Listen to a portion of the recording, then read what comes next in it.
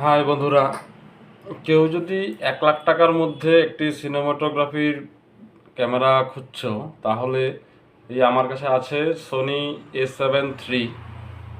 সাথে লেন্স আছে 50 mm Sony এবং স্যামসাংয়ের 18 mm।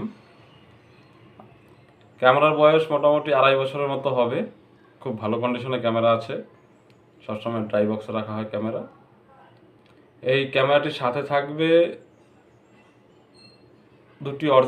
একটি অরিজিনাল ব্যাটারি এবং একটি ডিজিটেকের ব্যাটারি, অরিজিনাল চার্জার, সোনির ব্যাগ এবং সঙ্গে থাকবে DJI RS3 মিনি গিম্বেল। এটি 2 মাস এখনো হয়নি, নতুন গিম্বেল।